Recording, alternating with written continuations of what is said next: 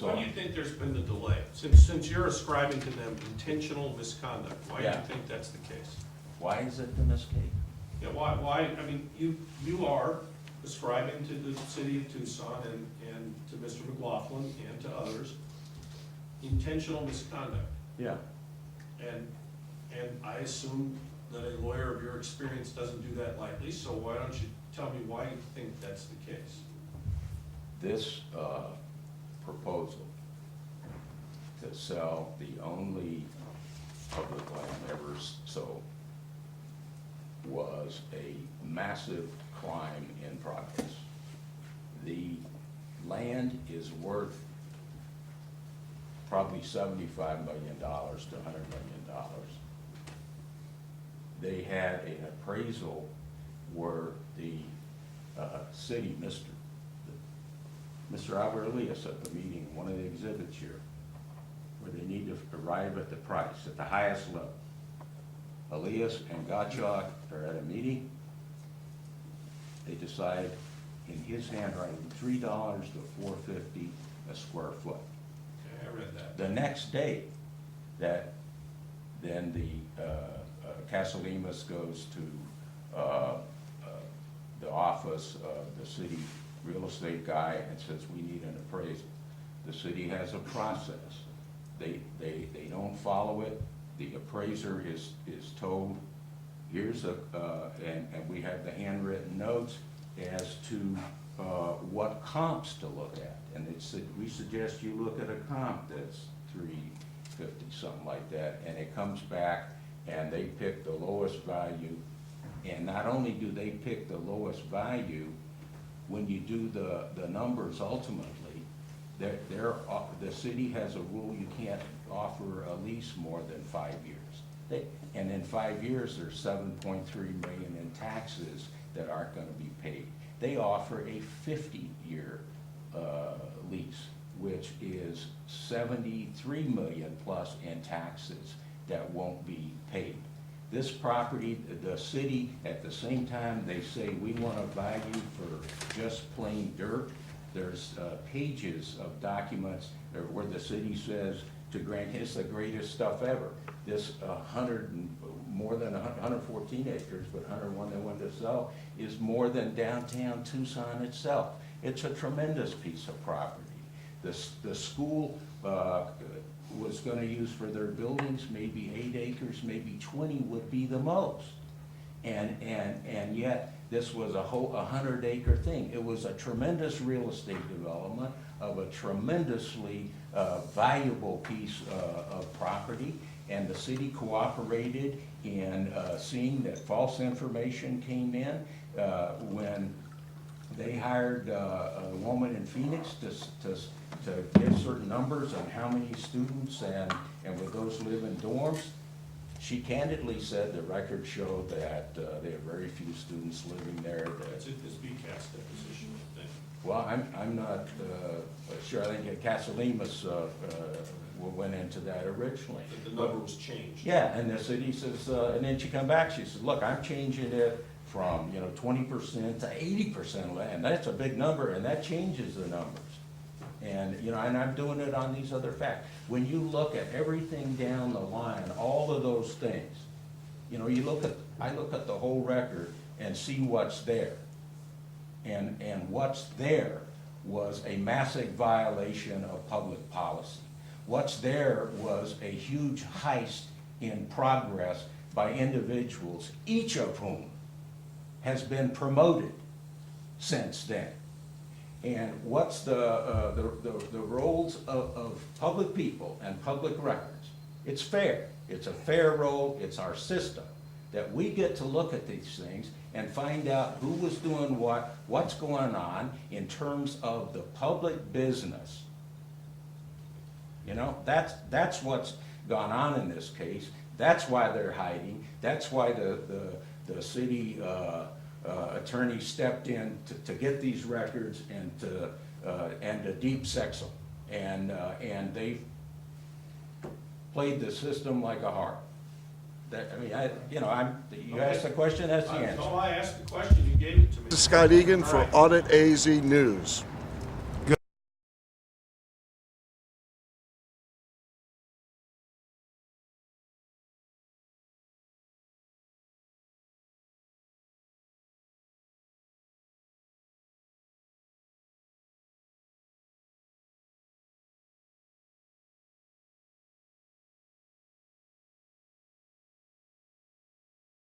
who was in charge of this project from the city manager's office? Well, I believe that myself and Chris were the main people responsible. But you were above him in the hierarchy. Correct. So were you the mainest guy responsible? I was, yes, one of the people who was responsible.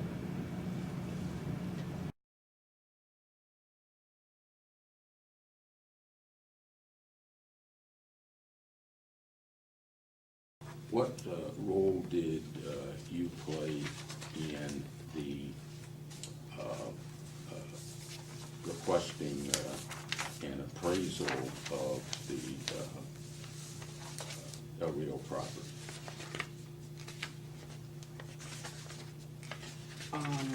I believe that I concurred with the real estate staff to prepare appraisal. Can't get it out. Prepare an appraisal. There you go. Well,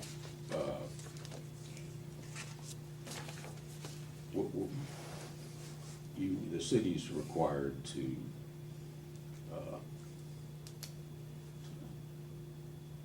conduct, have a market value appraisal, are they not? Correct. In fact, for projects this size, they would be required to have two appraisals, would they not? Typically, yes. And Sometimes even more.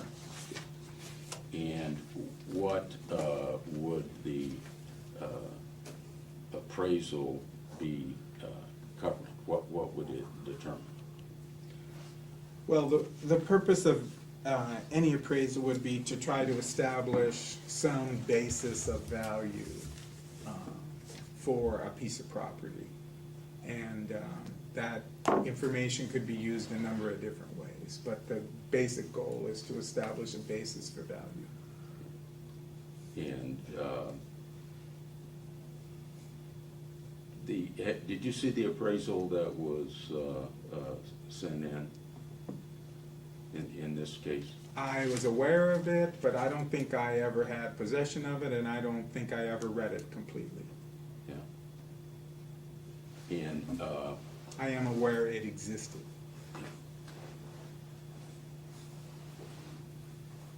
so are you aware that the appraiser was asked to assume a hypothetical condition and give an appraisal based on a hypothetical piece of property different from the condition of El Rio? I don't believe I was involved in giving instructions to the appraiser. That would be something the real estate division typically does. Yeah.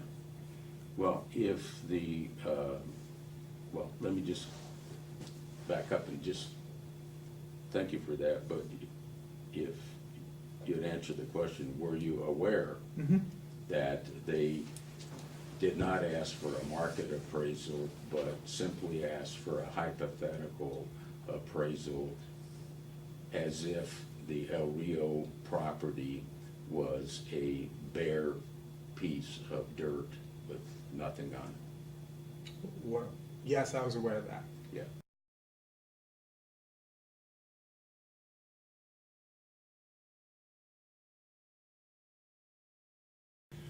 Singleton and Lee.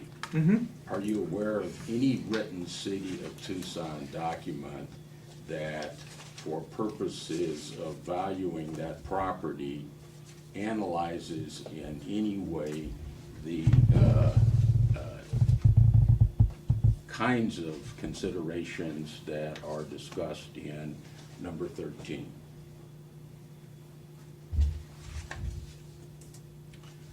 Well,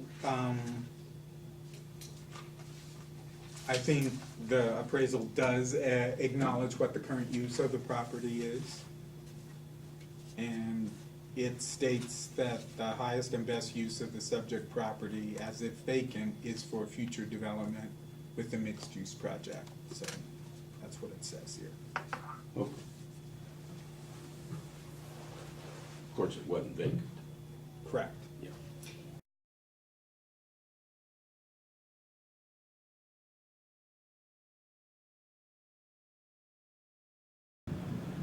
Are you aware that if there's a request or if there's a lawsuit relating to records that a legal hold is placed on the records, are you familiar with that process? No. So you're not familiar with a public records requirement in Arizona law that if there's litigation concerning records, that while the litigation is pending, the records sought would be held and not destroyed? No, I'm not aware of that.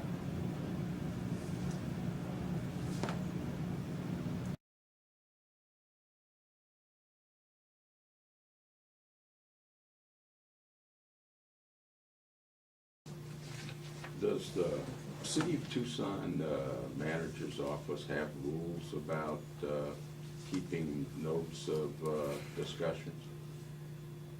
Not that I'm aware of, no. As far as you know, you indicated that you use an electronic calendar. Is that common within your office? I can only speak for myself, but I assume others do that too.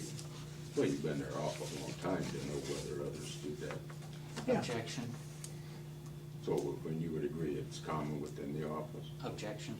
You're instructed not to answer. Are you aware of anyone who uses just a paper calendar to keep track of all their meetings instead of electronic? I do not. Are you aware, you don't know of anyone that does it that way? I do not.